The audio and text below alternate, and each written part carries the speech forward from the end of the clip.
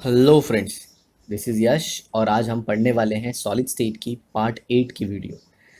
सबसे पहले मैं बहुत ही ज़्यादा खुशनसीब हूँ कि आप इस वीडियो को बहुत ज़्यादा शेयर कर रहे हैं। Thanks a lot for your thunderous response. मैं बहुत खुश हूँ और बहुत सारे बच्चे जो वीडियो है वो भी पूरी देख रहे हैं, वो नीचे कमेंट भी कर रहे हैं। उनके जो जो डाउट आ रहे हैं इसी तरह से पढ़िए और अपनी 12th की जर्नी को ख़त्म कीजिए। ठीक है, चलिए देखते हैं आज हम क्रिस्टल डिफेक्ट और इम्परफेक्शन। अब ये क्रिस्टल में क्या डिफेक्ट होता है, क्या इम्परफेक्शन होता है, तो चलिए इसको हम समझते हैं एक एग्जाम्पल्स के साथ। मान लीजिए मैंने बोला कि आप एक बार क्रिकेट खेल रहे थे और क्रिकेट खेलते खेलते जब आप रन के लिए दौड़ रहे थे तो आप गिर गए और गिरने की वजह से आपके सर पे, फोरहेड पे चोट आ गई, जिसकी वजह से वहाँ पे एक स्पॉट आ गया। क्योंकि थोड़ा सा चोट लगने की वजह से, थोड़ा मतलब like it is sufficient to make stitches over it, और जिसकी वजह से स्टिचेस का स्पॉट दिखने लगा। तो ऐसे बोला जाता है कि चेहरे पे डिफेक्ट आ गया। मतलब डिफेक्ट मतलब क्या? Which is other than normal या फिर डेविएशन फ्रॉम नॉर्मल। ओके, तो इसे हम क्या कहेंगे? डिफेक्ट। ठीक है। अब जैसे कोई ह्यूमन है, अब जैसे हम स्पेशल, जैसे कोई ह्यूमन है उसे स्पेशल ह्यूमन कहते हैं if they are having like impairment with their eyes, impairment with their listening capacity. Okay, या फिर हियरिंग कैपेसिटी आप कह सकते हैं। ओके, तो उसे हम कहते हैं डिफेक्ट जब किसी की बॉडी में आ जाता है। बट डिफेक्ट कहना गलत होता है। तो वी से कि पेशे person with a special qualities and all that. ठीक है। अब देखिए, मान लीजिए मैं एक सॉलिड का अरेंजमेंट कर लेता हूँ। ये अरेंजमेंट है। ओके, यहाँ पे अरेंजमेंट ध्यान से सुनिएगा, काफ़ी अच्छे से मैं आपको ये कंसेप्ट पढ़ाने वाला हूँ। ये मान लीजिए एक रेगुलर अरेंजमेंट है, किसका? सॉलिड्स का। और जो कि कुछ इस तरह से है।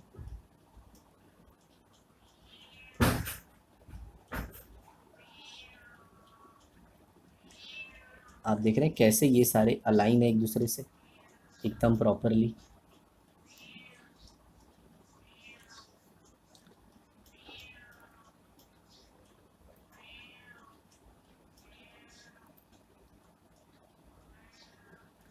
ये अब यहाँ पे मैं आपको बता रहा हूँ कि यहाँ पे ये ए है, ये बी है, ये ए है, ये बी है, ये ए है, ये बी है, ये ए है, और यहाँ पे बी है, और फिर ये ए है।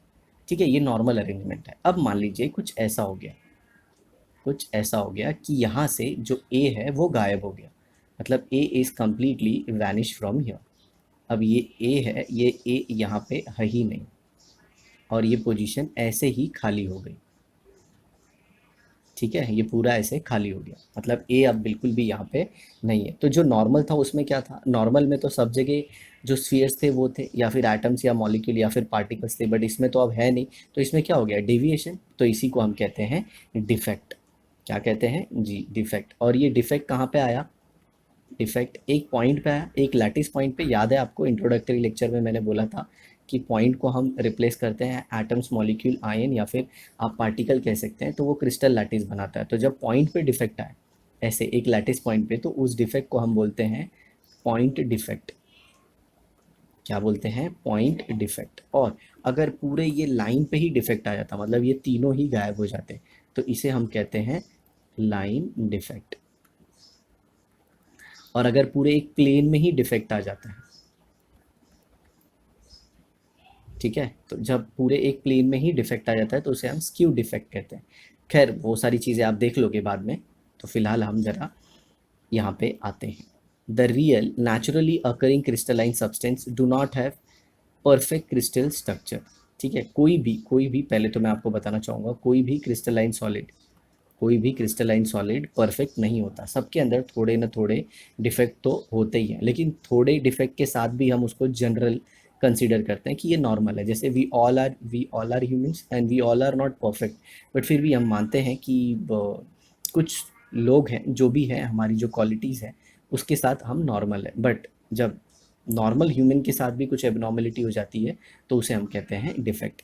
दे have some disorder or regularity in the stacking of atoms. Such irregularity in the arrangement of constituent particle of a solid crystal is called as defect or imperfection. ठीक है, तो वो जो मैंने आपको अभी एग्जाम्पल दिया था कि जिसमें पहले सारे ए बी का अरेंजमेंट था जो परफेक्ट था, वो एक इमेजिनरी अरेंजमेंट था। तो उस इमेजिनरी अरेंजमेंट के कंपेयर में हमने डिफेक्ट को डिफाइन किया। Defects are created during the process of crystallization. Okay, defect क्यों आ जाता है कि आपने क्रिस्टलाइजेशन कैसे किया। चलिए अब यहाँ पे मैं आपको एक इंपॉर्टेंट चीज़ बताता हूँ। आप किसी भी क्रिस्टलाइन सॉलिड को एमॉर्फस में कन्वर्ट कर सकते हैं। सर ये कौन सी बात बोल रहे हो? जी हाँ बिल्कुल, किसी भी क्रिस्टलाइन सॉलिड को आप किस में कन्वर्ट कर सकते हो? अमॉर्फस को। ठीक है, और एमॉर्फस से भी आप क्रिस्टलाइन बना सकते हैं, लेकिन ये प्रोसेस बहुत रेयर होता है। ये जो रिवर्स वाला है ये बहुत रेयर है, सब केस में नहीं हो पाएगा। तो क्रिस्टलाइन को अमॉर्फस बनाने का जो मेथड है वो सिंपल सा क्या है पता है? आप क्रिस्टलाइन के सब्सटेंस को हीट कर दो। क्या करो? हीट कर दो ऐसे, और हीट करने के बाद उसकी रैपिड कूलिंग करिए। हीट करने के बाद आपको उसका क्या करना है? जी हाँ, रैपिड कूलिंग। और जैसे ही आप रैपिड कूलिंग करेंगे, जो पार्टिकल्स हैं उनको अरेंज होने का टाइम नहीं मिलेगा, and if they will not get arrange properly they will be called as amorphous solid. जैसे जैसे मैंने क्लासरूम में, सपोज क्लासेस में मैं लेक्चर ले रहा था, क्लासरूम में मैंने बच्चों को बोला कि अभी अभी आप सब लोग वन बाय वन बाहर जाओ, तो सब लोग वन बाय वन बाहर आ गए। अब सब लोग क्या आ गए? सब बाहर आ गए। लेकिन फिर सडनली मैंने क्या बोला कि अभी 1 मिनट के अंदर सब लोग क्लासरूम के अंदर होने चाहिए, और जो भी नहीं आया तो उसे मैं कभी क्लास में लूँगा नहीं। तो सारे बच्चे एक साथ आ जाते हैं, तो जैसे वो रेगुलर अरेंजमेंट में पहले बैठे थे अब वैसे बैठते नहीं हैं। और ऐसा भी देखा गया किसी किसी बेंचेस की कैपेसिटी 3-3 है, बट 4-4 बैठ गए। तो उसी को कहते हैं हम कि अब उनका जो पैटर्न है वो क्या हो गया? अमॉर्फस हो गया। ठीक है, ऐसे जनरली एक एग्जांपल है। तो जब भी क्रिस्टलाइन सॉलिड की रैपिड कूलिंग या फिर रैपिड हीटिंग होती है तो उसका क्रिस्टल स्ट्रक्चर डिस्टर्ब हो जाता है और वो किस में कन्वर्ट हो जाता है? एमॉर्फस में। ठीक उसी तरह से कुछ कुछ ऐसे सॉलिड्स हैं जो एमॉर्फस हैं, जिसको आप किस में कन्वर्ट कर सकते हो? क्रिस्टलाइन में। लेकिन कैसे? जी हाँ, एकदम कंट्रोल्ड कंडीशन में। और कंट्रोल्ड कंडीशन को लाना काफ़ी डिफिकल्ट होता है, इसीलिए मैंने यहाँ पे लिखा है रेयर। तो आई होप आपको ये समझ में आया होगा। Okay, defects are created during the process of crystallization. दूसरा, और डिफेक्ट किसके वजह से आ जाता है? इम्प्योरिटी की वजह से। मान लीजिए आप क्रिस्टलाइजेशन कर रहे थे और कोई इम्प्योरिटी आ गई, तो ये सारे कारण हैं डिफेक्ट आने के लिए। The imperfections are more of crystallization occur at faster rate. Okay, अगर क्रिस्टलाइजेशन को आपने बहुत ज़्यादा फास्ट तरीके से किया तो इम्परफेक्शन मतलब डिफेक्ट आते हैं। It means that defect can be minimized by carrying out crystallization in a slower rate. जैसे जो मैंने अभी आपको बताया, पार्टिकल्स को स्पेसिफिक टाइम देने का ताकि वो अरेंज हो सके। In fact, ideal crystal with no imperfection are possible only at the absolute zero temperature. Absolute zero temperature मतलब जब टेम्परेचर 0 केल्विन है, और हम सब जानते हैं कि 0 केल्विन टेम्परेचर लाना प्रैक्टिकली इम्पॉसिबल है। मतलब कोई भी सॉलिड परफेक्ट नहीं होता, और इसीलिए आप डायलॉग भी सुनते हो, याद है आपको? नो बडी इज़ परफेक्ट, और उसमें आगे मैं ऐड कर देता हूँ आई एम नो बडी। अरे सर पकाओ मत पढ़ाओ, चलो देखो। Above this temperature, no crystalline material are 100% pure, they contain defect। मतलब एक सिंपल सी बात है, डिफेक्ट तो सब में होगा। सर मुझे एक डाउट आ रहा है, ऐसा क्यों? क्योंकि 0 केल्विन पे ही परफेक्ट क्रिस्टलाइन होगा। क्योंकि 0 केल्विन टेम्परेचर पे टेम्परेचर है ही नहीं, मतलब किसी भी टाइप का पार्टिकल के अंदर मोशन नहीं होगा। आपको पता होगा टेम्परेचर क्या प्रोवाइड करता है? Kinetic energy. और टेम्परेचर खुद क्या है? Average kinetic energy. तो जब पार्टिकल में मोशन ही नहीं होंगे तो फिर काय का defect? What ever be the nature of a crystal defect, electrical neutrality of solid is maintain. ठीक है, मतलब जब जिस भी डिफेक्ट को हम पढ़ने वाले हैं हमारे 11th के सिलेबस में, उसे हम कहते हैं स्टोइशोमेट्रिक। अच्छा, यहाँ पे बेसिकली मैं पहले ये वाला पॉइंट क्लियर कर देता हूँ कि इलेक्ट्रिकल न्यूट्रलिटी मेंटेन होगी, मतलब जितने पॉजिटिव हैं उतने ही नेगेटिव होंगे। मतलब जो चार्ज है वो बैलेंस होगा। ठीक है, it is important to note that sometime defects are intentionally created for manipulating the desired property in the crystalline solid. कभी कभी हम जानबूझ के क्रिस्टल के अंदर डिफेक्ट लेके आते हैं, और इसकी वजह से क्या होती है? जो क्रिस्टल होता है उसका प्रॉपर्टी चेंज हो जाता है। जैसे सेमीकंडक्टर, आपने सेमीकंडक्टर पढ़ा होगा। जी हाँ, वो एक डिफेक्ट का ही एप्लीकेशन है जो आप फिजिक्स में पढ़ते हैं, हालांकि इसमें भी हम पढ़ेंगे। There are 3 type of defect. Point defect, okay, which is found only at a particular point. Line defect, जब वो एक लाइन में दिखता है। And plane defect, plane defect याद है, मैंने अभी कुछ देर पहले आपको एक पॉइंट को निकाल के बताया था, फिर एक पूरी लाइन को बताया, फिर पूरे प्लेन को बताया। तो ये 3 टाइप के डिफेक्ट होते हैं।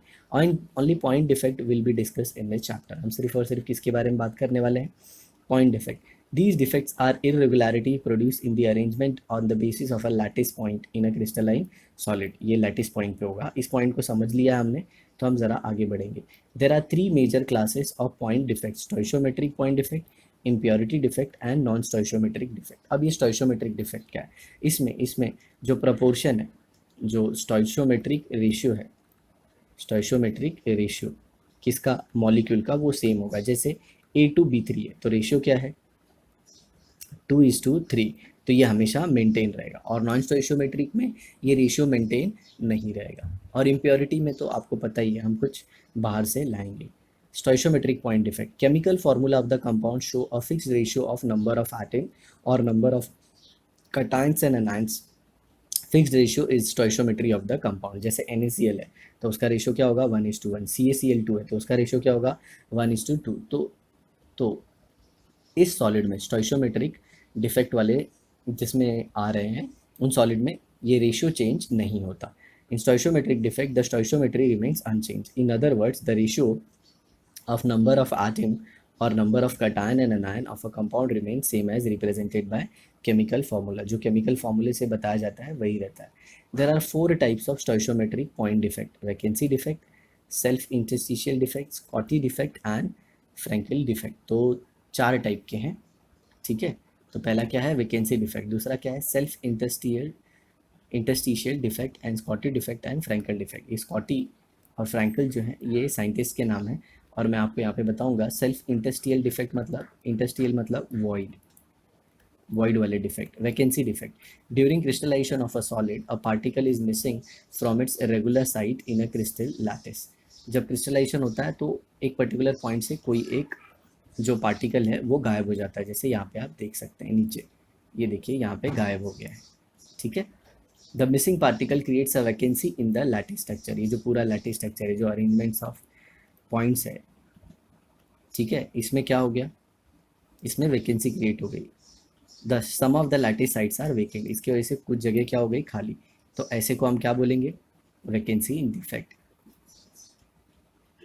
The crystal is then said to have a vacancy defect. The vacancy defect can also be developed when substance is heated। जैसे ही आप सब्सटेंस को हीट करोगे, होता क्या है कि जो पार्टिकल है जिससे जिससे सॉलिड बना हुआ है, उसकी काइनेटिक एनर्जी बढ़ जाता है और वो लैटिस साइड को छोड़ के बाहर चले जाता है। Due to the absence of particles the mass of a substance decreases. देखिए, अब पार्टिकल कम हो गया तो मास भी कम हो गया। However, the volume remains same, तो वॉल्यूम सेम है। As a result density of substance decreases. देखिए, डेंसिटी क्या होता है? Mass upon volume. वॉल्यूम मतलब वो टोटल जगह, ये जो टोटल जगह थी, ये जो टोटल वॉल्यूम है, ये तो पूरा अभी भी सेम ही है ना। हुआ क्या, पहले यहाँ पे क्या था? पहले यहाँ पे ये सॉलिड था या फिर ये पार्टिकल था, लेकिन अब ये यहाँ पे नहीं है। और यहाँ पे नहीं है, इसकी वजह से मास कम हो गया, लेकिन वॉल्यूम सेम है, तो डेंसिटी कम हो जाता है। Self interstitial defect.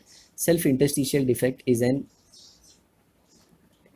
Defect in elemental solid. Elemental solid मतलब एक ही प्रकार के पार्टिकल होंगे। Interstitial site in a crystal. ये देखिए, ये इंटरस्टिशियल साइट मतलब वॉइड होता है। मैं आपको बता दूंगा, जो खाली जगह। सर वॉइड क्या होता है? ये देखिए, ये वॉइड होता है। ये देखिए, ये जो खाली जगह ना, ये अरेंजमेंट है। अब इसके बीच में ये जो जगह बच गई, इसे वॉइड कहते हैं। ये वॉइड है, ये सारी खाली जगह। आप इसे सॉलिड मत समझिएगा, ये खाली जगह है जो मैं रेड कलर से बनाया हूँ। ये पार्ट बहुत आसान है, तो मैं आपको जल्दी जल्दी से सिखा दूंगा। Interstitial sites in a crystal are the spaces और the void in between the particle at lattice point, ठीक है। When some particles of a crystalline elemental solid occupy interstitial site in a crystal structure, it is called as self-interstitial defect. This defect occur in following two way। तो यहाँ पे देखिए, यहाँ पे क्या हुआ? यहाँ पे कहीं बाहर से कोई आ गया, किसमें? इंटरस्टिशियल साइट पे, ये देखिए। या फिर अभी ऐसा भी हो सकता है कि कोई इसमें का उठ के अंदर आ जाए। क्या होता है वो हम देखते हैं। Firstly, an extra particle occupies an empty interstitial spaces in the crystal structure, as shown in figure 1.13.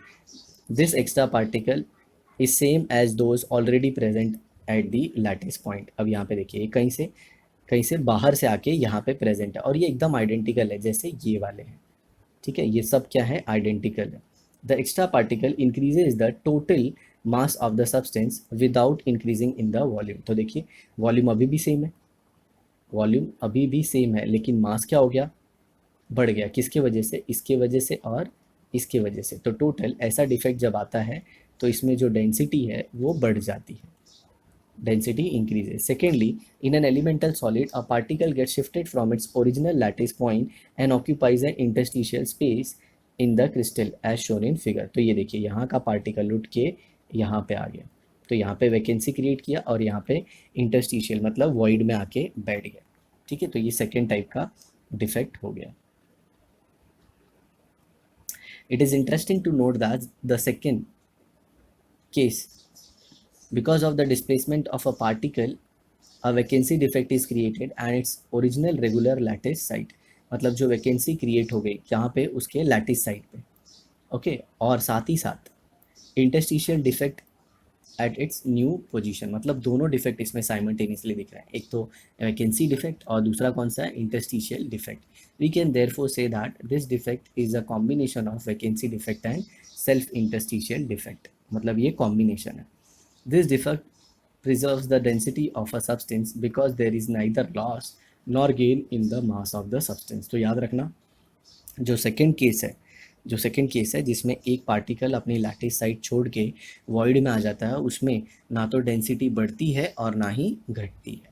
अब आ जाता है तीसरा डिफेक्ट जिसे हम कहते हैं स्कॉत्की डिफेक्ट। अब इसमें होता क्या है, इक्वल नंबर ऑफ कटायन और अनायन अपने लैटिस साइड से चले जाते हैं। तो यहाँ पे देखिए, यहाँ से अनायन गायब हो गया और यहाँ से कौन गायब हो गया, कटायन। तो इक्वल नंबर ऑफ, आप याद रखिएगा कौन, equal number of cation and anion. ठीक है, थोड़ा सा ऊपर चला गया। Equal number of cation and anion are missing from their lattice side, completely miss हो जाता है। तो ये किस तरह का डिफेक्ट है, एक वैकेंसी टाइप का डिफेक्ट है। ठीक है, और स्टोइशियोमेट्री अभी भी सेम है। इन एन आयनिक सॉलिड, किस में दिखता है, ionic solid, equal number of cation and anions are missing from their regular position in the crystal lattice, creating a vacancy. It means that a vacancy is created by loss of a cation is always accompanied by vacancy formed by loss of anion। मतलब जब cation जितने गायब होंगे उतने ही अनायन गायब होंगे और vacancy create करेंगे। तो इलेक्ट्रिकल न्यूट्रलिटी अभी भी मेंटेन है, इलेक्ट्रिकल न्यूट्रलिटी अभी भी मेंटेन है। कैसे, ये देखिए 1 2 3 4 5 6 7 8 9 10 11 अनायन है, तो आप काउंट कर लीजिए 11 कटायन भी होंगे। ठीक है, तभी तो इलेक्ट्रिकल न्यूट्रलिटी जो है वो मेंटेन होगी। Thus, there exist two holes per ion pair lost, one created by missing of cation and the other by missing of anion. Such a pair, cation and anion vacancy defect, is a Schottky defect। ऐसे defect को हम क्या कहते हैं, Schottky defect. Condition, किसमें Schottky defect दिखेगा और कब दिखता है। Schottky defect is found in ionic compound with following characteristic. सबसे पहला क्या, high degree of ionic character, उनके अंदर आयनिक कैरेक्टर बहुत ज़्यादा होता है। दूसरा, high coordination number of cation, जैसे high coordination number of anion, जैसे एक अनायन है तो उसको ढेर सारे कटायन ने घेर के रखा है। ओके, और दूसरा, small difference in size of cation and अनायन, ratio of cation अनायन is not far below unity, मतलब कटायन और अनायन की जो साइज़ है वो कंपेरेबल है, कंपेरेबल है। तो ये किस में दिखता है, जी हाँ, NaCl, CsCl, NaBr, ऐसे में ये सब दिखता है। Okay, high degree of ionic character, मतलब उनके अंदर आयनिक नेचर बहुत ज़्यादा है, मतलब कोवेलेंट करेक्टर काफ़ी कम है। मतलब साइज़ जब कंपेरेबल होती है तो आयनिक करेक्टर ज़्यादा ही होता है। और कोऑर्डिनेशन नंबर मतलब क्या, कितने अनायन कटायन को सराउंड कर रहे हैं और कितने कटायन अनायन को सराउंड कर रहे हैं। तो यहाँ पे जिस केस में अनायन का कोऑर्डिनेशन नंबर काफ़ी ज़्यादा होता है उनमें ये डिफेक्ट दिखता है। और आपको करना क्या है, आपको इसके एग्जाम्पल्स याद रखना है।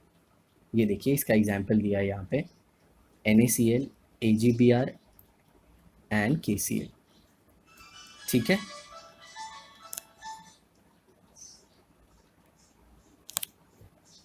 Consequences of Schottky defect, Schottky defect की वजह से क्या क्या होता है? As the number of ions decreases, mass decreases, however the volume remains unchanged, hence the density of a substance decreases। देखिए अब पूरे आपने इसमें क्या देखा कि कटायन और जो अनायन थे वो मिस हो गए थे, लेकिन वॉल्यूम अभी भी सेम है, तो इसमें भी क्या हो जाएगा? डेंसिटी कम हो जाएगा। ठीक है, दूसरी चीज़, the number of missing cation and anion is equal, the electrical neutrality of the compound is preserve.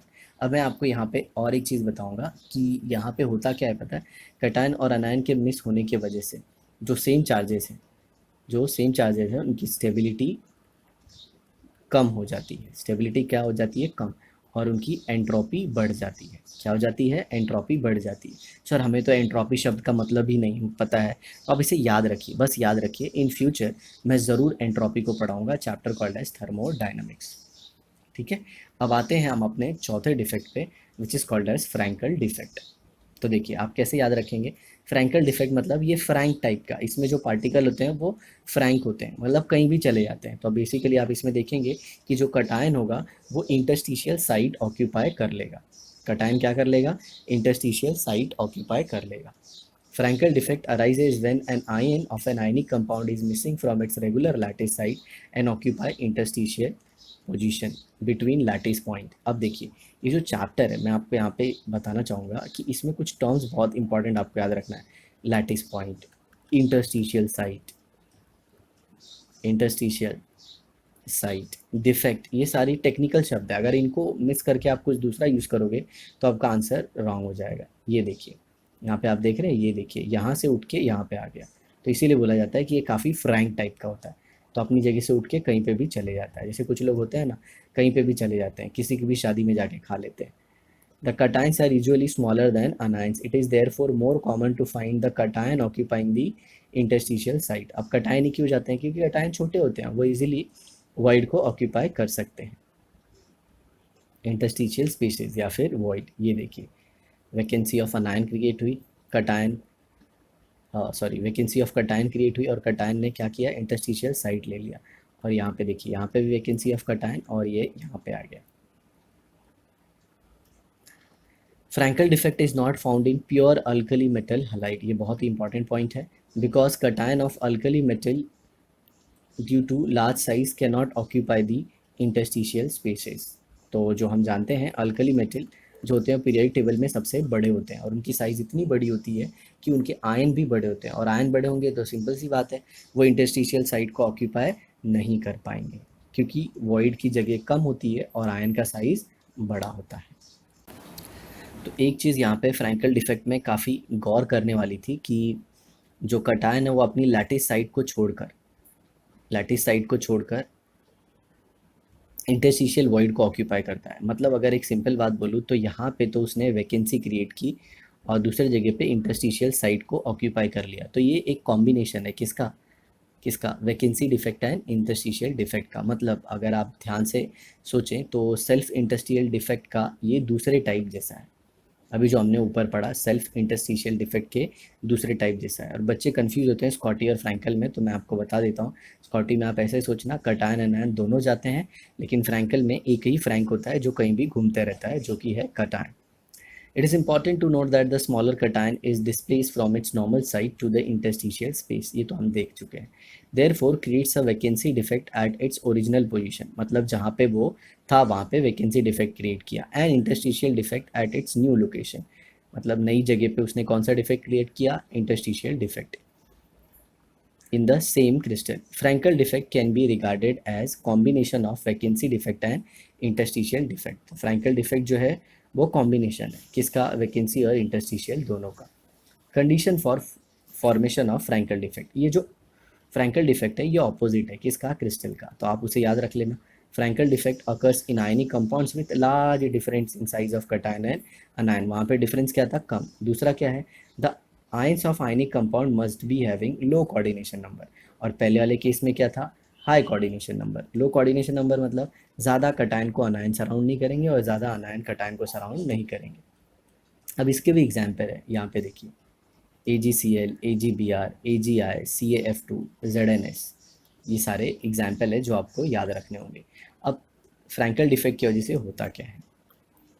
As no ions are missing from the crystal lattice as a whole, the density of a solid and chemical properties remains unchange. तो density का इसमें कोई change नहीं आता, जबकि Scottie में density क्या हो गई थी, कम हो गई थी। और एक यहाँ पे इंपॉर्टेंट चीज़ बताऊंगा मैं, dielectric constant. Dielectric constant solid का बढ़ जाता है क्योंकि अब आयन नज़दीक आ गया है। कटायन जो आके इंटरस्टिशियल वॉइड को ऑक्यूपाई किया है, उसकी वजह से चार्जेस जो है वो नज़दीक आ गए, और चार्जेस नज़दीक आने की वजह से डाइलेक्ट्रिक कांस्टेंट बढ़ जाता है। ये एक एक्स्ट्रा पॉइंट बताया मैंने, जो आप याद रखिएगा। दूसरा देखिए, the crystal as a whole remains electrically neutral because the equal number of cations and anions are present. तो ये तो होगा ही, क्योंकि हम स्टोइशियोमेट्रिक डिफेक्ट पढ़ रहे हैं। ठीक है, तो अपना पहला डिफेक्ट हो गया स्कॉटोमेट्री डिफेक्ट। अब आ जाते हैं अपन किस पे, इम्प्योरिटी डिफेक्ट पे। इम्प्योरिटी डिफेक्ट देखिए, impurity defect arises when foreign atom, that is atom different from host atom. मतलब कोई एक ऐसा एटम आ जाता है जो कि होस्ट से डिफरेंट है। मतलब जैसे मान लीजिए ये कोई सॉलिड है, किसी एक पार्टिकल ए का, सब जगह ए है, बट इसमें कौन आ जाता है, बी आ जाता है। ठीक है, या फिर कोई भी एक दूसरा सी या ऐसे कोई भी आ जाए, तो इसे हम कहते हैं impurity defect. There are two kind of impurity defect, substitutional and interstitial impurity defect, जिसमें हम सबसे पहले क्या देखने वाले हैं, सब्सटीट्यूशनल इम्प्योरिटी डिफेक्ट। तो जैसे कि नाम ही बता रहा है कि सब्सटीट्यूट होगा, मतलब जो ए था उसके जगह पे कोई बी आ जाएगा। In this type of defect the foreign atom are found at the lattice site in place of host atom. The regular atom are displace from their lattice site by impurity atom. जो मैंने बोला कि जो host atom है उसको जो guest है, मतलब जो इम्प्योरिटी है, वो रिप्लेस कर देगी। और कहाँ से रिप्लेस करेगी, उसके लैटिस साइट से, जो जहाँ पे वो ऑलरेडी प्रेजेंट था। ठीक है, अब इसका एग्जाम्पल देखिए। ओके, अलॉयज में दिखता है, ये किस में दिखता है, alloy, solid solution of metal. Brass is a alloy of copper and zinc. ठीक है, in brass host copper atom are replaced by zinc atom. Zinc atom occupy regular sites of copper. तो यहाँ पे देख रहे हैं, ये कॉपर की जगह पे यहाँ पे क्या आ गया, ये जिंक आ गया। और मैं आपको बताना चाहूँगा ऐसा होता क्यों है, क्योंकि कॉपर और जिंक की जो साइज़ होती है वो ऑलमोस्ट कंपेरेबल होती है। तो इसमें तो आप एक चीज़ याद रख लेना, ये तभी दिखेगा जब साइज़ क्या होगी, कंपेरेबल। अब दूसरा आ जाते हैं, वैकेंसी थ्रू अलिवोवैलेंट इम्प्योरिटी। ओके,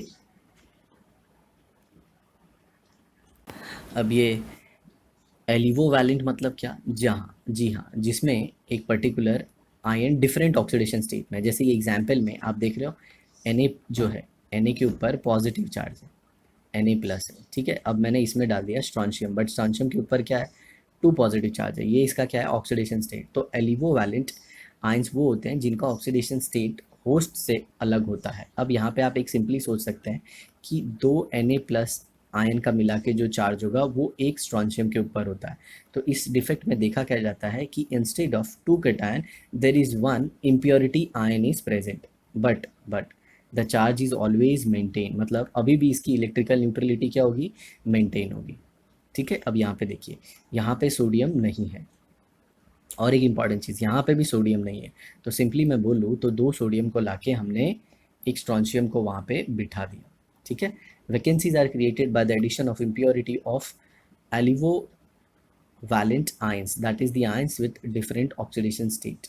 ठीक है, आयनिक सॉलिड के कंपेयर में, vacancy through aliovalent ion. Suppose that a small amount of strontium chloride impurity is added to NaCl during its crystallization. मतलब जब हम NaCl की क्रिस्टल बना रहे थे तो हमने थोड़ा सा उसमें स्ट्रॉन्शियम क्लोराइड भी डाल दिया।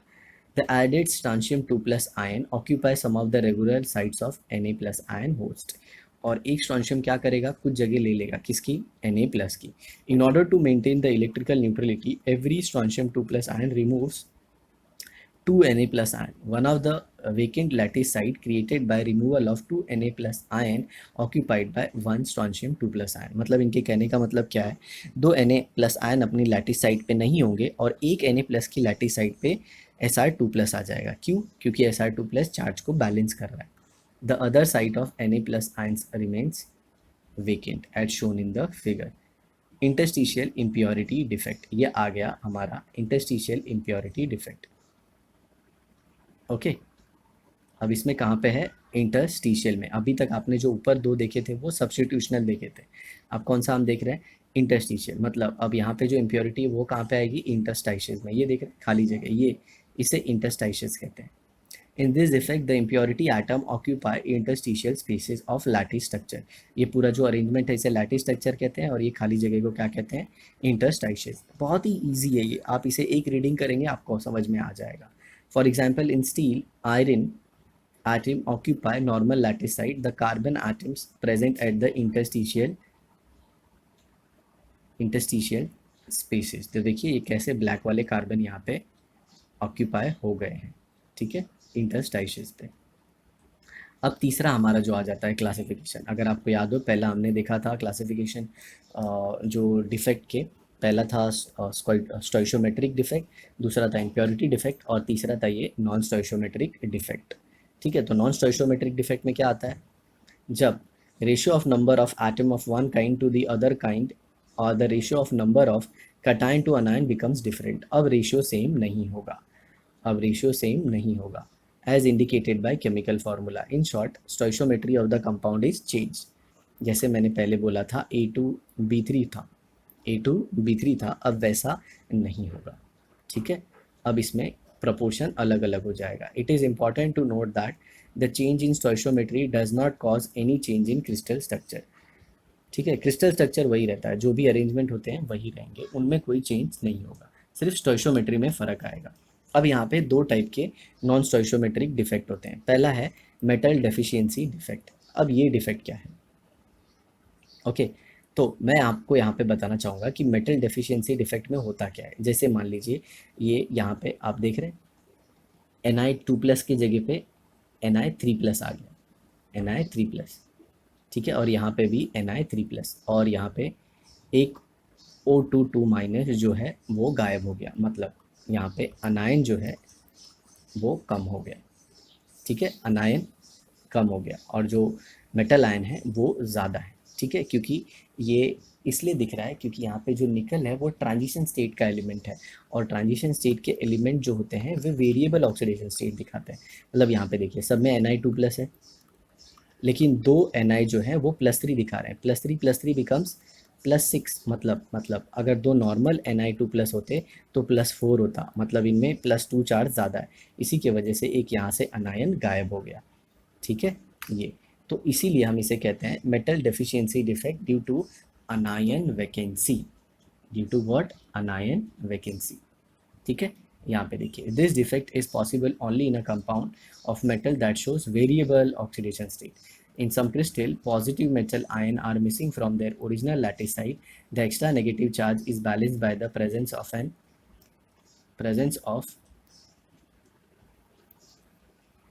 cation of the same metal with higher oxidation state than the missing cation. ठीक है,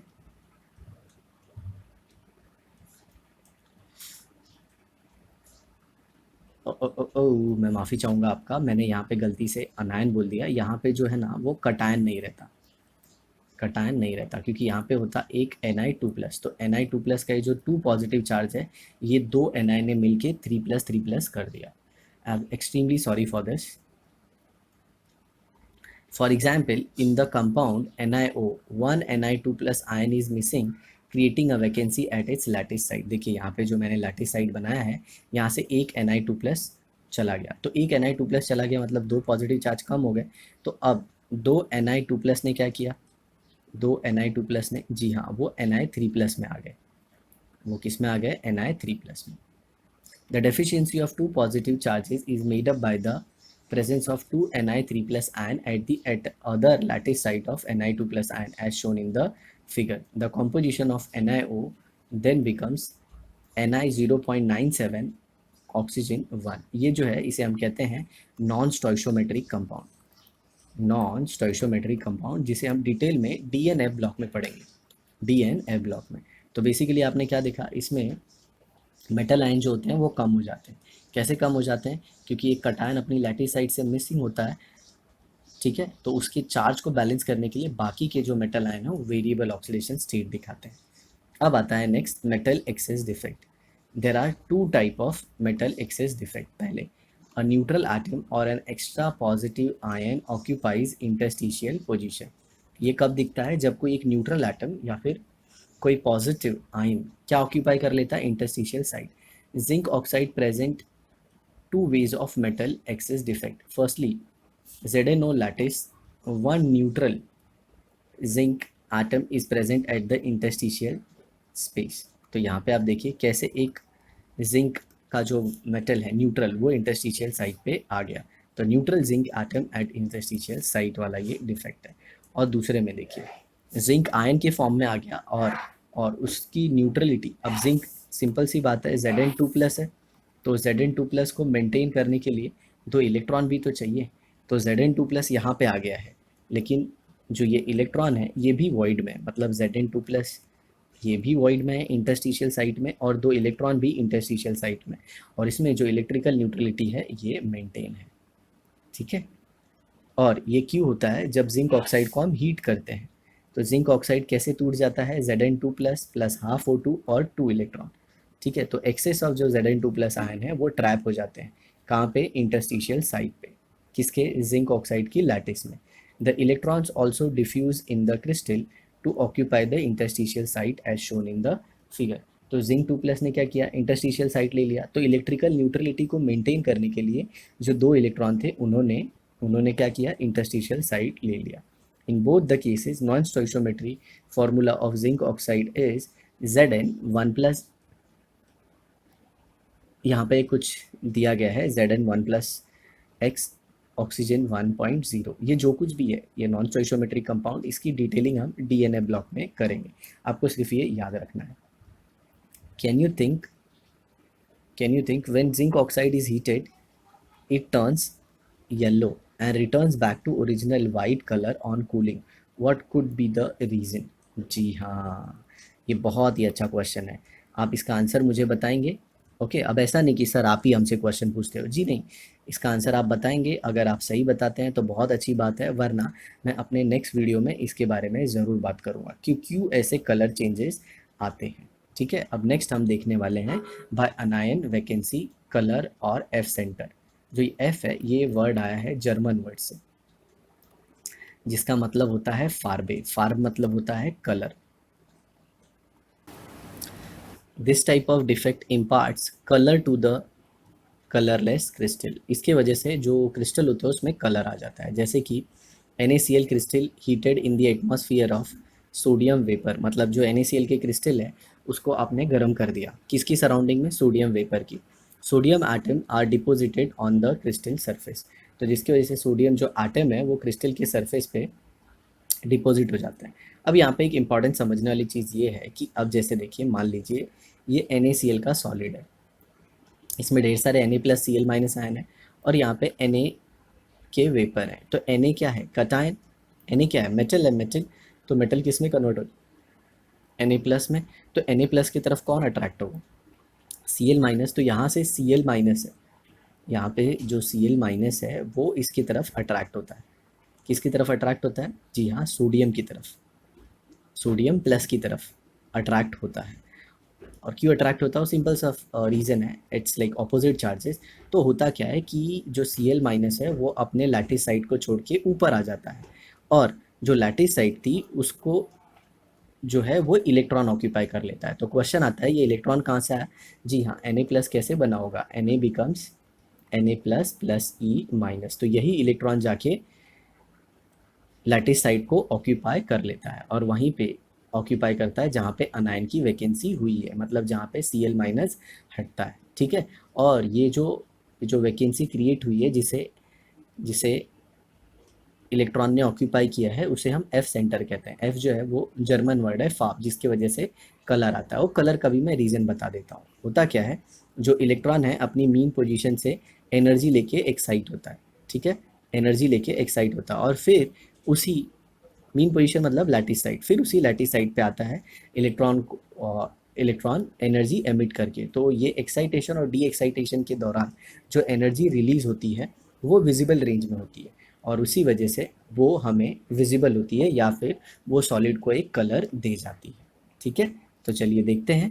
the Cl- ion diffuse to the crystal surface creating vacancy at regular site. These Cl minus ion combines with sodium atom on the surface form NaCl by releasing electron from sodium atom. Na plus Cl minus gives NaCl plus E minus. तो ये electron जो है वो diffuse हो जाता है कहाँ पे, क्रिस्टल में, और कहाँ पे ऑक्यूपाई करता है, जी हाँ, अनायन वैकेंसी। ये देखिए इलेक्ट्रॉन ने अनायन वैकेंसी को ऑक्यूपाई कर लिया है।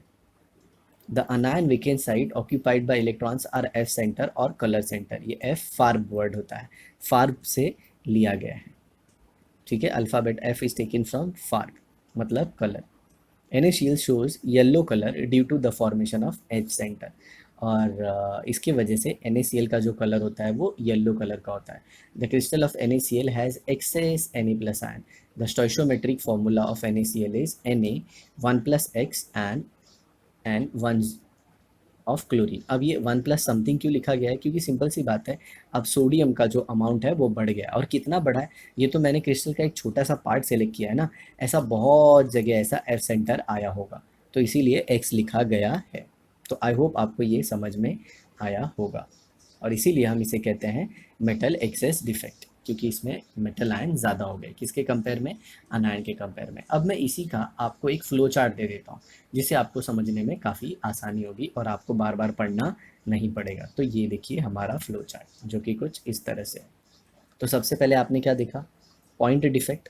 पॉइंट डिफेक्ट कितने टाइप के होते हैं, पॉइंट डिफेक्ट होते हैं टोटल 3 टाइप के। First स्टोइशियोमेट्रिक defect, second impurity defect, and third one is non स्टोइशियोमेट्रिक defect. Point defect मतलब आपको पता है कि डिफेक्ट जो एक लैटिस साइड पे या किसी पॉइंट पे दिखता है। अब देखिए जो स्टोइशियोमेट्रिक डिफेक्ट है वो 4 कैटेगरी में क्लासिफाइड है। सबसे पहले कौन सा आता है, जी हाँ, वैकेंसी डिफेक्ट। दूसरा क्या आता है, इंटरस्टिशियल डिफेक्ट, फिर स्कॉटी और फिर फ्रैंकल। तो आपने वैकेंसी डिफेक्ट देखा, जिसमें होता क्या है, कोई भी एटम या फिर आयन अपने लैटिस साइड से मिसिंग होगा। अब इंटरस्टिशियल डिफेक्ट जो थे वो 2 प्रकार के थे, एक सेल्फ था और एक इंटरस्टिशियल था। सेल्फ मतलब क्या, सेल्फ मतलब कोई एक फॉरेन से, मतलब कोई एक बाहर से वही सेम एटम इंटरस्टिशियल साइड पे आ जाएगा। और दूसरा इंटरस्टिशियल डिफेक्ट क्या था, जिसमें जिसमें जो एक एटम है अपनी लैटिस साइट को छोड़ के एक दूसरे लैटिस साइट को ऑक्यूपाई कर लेता है। और ये जनरली किसके केस में देखा जाता है, जी हाँ, ये देखा जाता है एलिमेंट के केस में। तो सेल्फ वाले में तो जो डेंसिटी है वो बढ़ जाती है, लेकिन इंटरस्टिशियल वाले में डेंसिटी क्या होती है, कांस्टेंट। और इंटरस्टिशियल में एक जगह पे वैकेंसी क्रिएट होता है और दूसरी जगह पे इंटरस्टिशियल डिफेक्ट दिखता है। अब नेक्स्ट है स्कॉटी और फ्रैंकल। तो स्कॉटी में क्या होता है, कटायन और अनायन दोनों अपने लैटिस साइड से गायब हो जाते हैं और डेंसिटी कम हो जाती है। लेकिन फ्रैंकल में जो कटायन है वो क्या ऑक्यूपाई कर लेता है, लैटिस साइड, और डेंसिटी रिमेन्स कांस्टेंट, ठीक है। अब नेक्स्ट आते हैं इम्प्योरिटी वाले डिफेक्ट पे। और इम्प्योरिटी क्या होता है, जब बाहर से हम कुछ ला देते हैं, तो इसमें सब्स्टिट्यूशनल इम्प्योरिटी डिफेक्ट है। जनरली ये किस में दिखा जाता है, सब्स्टिट्यूट मतलब क्या, जो लैटिस साइड है उसी की जगह पे दूसरा कोई गेस्ट आ जाएगा, मतलब होस्ट की जगह गेस्ट ले लेता है। और ये हमने किस में देखा था, अलॉय में, जिंक और कॉपर के, जिसमें कॉपर की जगह किसने ले ली थी, जिंक ने ले ली थी। और क्यों, क्योंकि उनकी साइज कंपेरेबल है। और दूसरा एल्यूवैलेंट आयन। एल्यूवैलेंट आयन मतलब जब एक आयन का जो चार्ज है वो 2 के बराबर होता है। जैसे एक स्ट्रोंशियम, जो NaCl का क्रिस्टल है, उसमें जब हम स्ट्रोंशियम क्लोराइड को डालते हैं तो एक स्ट्रोंशियम 2Na+ को उनके पोजीशन से हटा देता है, ठीक है, और अकेला आ जाता है, जिसकी वजह से एक सोडियम प्लस के जगह पे तो खाली जगह आ जाती है, लेकिन एक दूसरी जगह कौन ले लेता है, स्ट्रोंशियम 2+, और इलेक्ट्रिकल न्यूट्रलिटी मेंटेन होती है। अब एक आता है डिफेक्ट जिसे कहते हैं इंटरस्टिशियल डिफेक्ट। इसमें होता क्या है, ये आयन का क्रिस्टल होता है और इसमें जो खाली जगह होती है उसमें कौन आके बैठ जाता है, जी हाँ, उसमें ये कार्बन आके बैठ जाता है। मतलब कार्बन कहाँ पे आता है, इंटरस्टाइशियस पे, इसीलिए इसे हम कहते हैं इंटरस्टिशियल डिफेक्ट। दूसरा आता है नॉन स्टोइशियोमेट्रिक डिफेक्ट। नॉन स्टोइशियोमेट्रिक डिफेक्ट मतलब इन सारे डिफेक्ट में जो मॉलिक्यूलर फॉर्मूला है वो सेम नहीं रहता, या फिर एटॉमिक रेशियो सेम नहीं होता। जैसे A2B3 है, A2B3, तो A2B3 अब 2:1 2:3 नहीं होगा, वो चेंज हो जाएगा।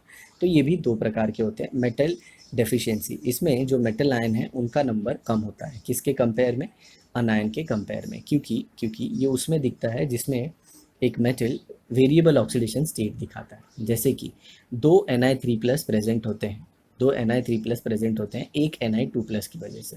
तो एक जगह से Na2+ का वैकेंसी क्रिएट हो जाएगा और उसके बदले जो दो Na जो ऑलरेडी पहले +2 में थे वो किस में कन्वर्ट हो जाएंगे, 2+3 में कन्वर्ट हो जाएंगे। मतलब दो Na2+ मिलके एक Na2+ के चार्ज को बैलेंस करने के लिए Na3+ में कन्वर्ट हो जाते हैं। अब नेक्स्ट आता है मेटल एक्सेस। अब मेटल एक्सेस में भी दो प्रकार के हैं, एक मेटल न्यूट्रल और दूसरा अनायन वैकेंसी। ठीक है, तो हम पहले मेटल न्यूट्रल और मेटल कटायन देखते हैं। इसमें क्या होता है कि जिंक की लैटिस होती है, हर जगह क्या होता है zinc zinc zinc zinc zinc, उसी में कुछ neutral zinc atom interstitial site में फंस जाते हैं, जिसकी वजह से डेंसिटी क्या हो जाती है, बढ़ जाती है। ठीक है, न्यूट्रल। और दूसरा क्या है न्यूट्रल जिंक के लैटिस में Zn आ जाता है Zn2+ के फॉर्म में। ठीक है, और उसी के साथ उसके दो इलेक्ट्रॉन। तो Zn2+ एक लैटिस साइट लेता है और बचे हुए Zn2+ एक इंटरस्टिशियल साइट को ऑक्यूपाई करता है और उसके दो इलेक्ट्रॉन भी अलग अलग इंटरस्टिशियल साइट को ऑक्यूपाई करते हैं। ठीक है, तो इसमें जिंक जो आ जाता है वो Zn2+ के फॉर्म में होता है।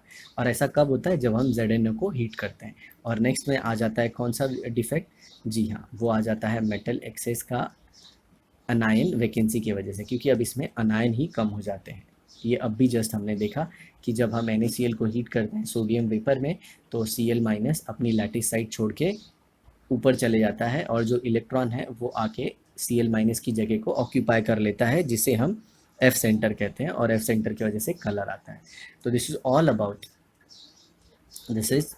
About our defects in solids. ठीक है, अगली जो वीडियो है उसमें हम पढ़ेंगे कंडक्टर्स और इंसुलेटर्स के बारे में। तो आई होप आपको ये वीडियो ज़रूर पसंद आई होगी, तो इसे ज़रूर शेयर कीजिए अपने फ्रेंड्स के साथ और इसका आप नोट्स बना लीजिए। Thanks a lot for watching the video. Bye.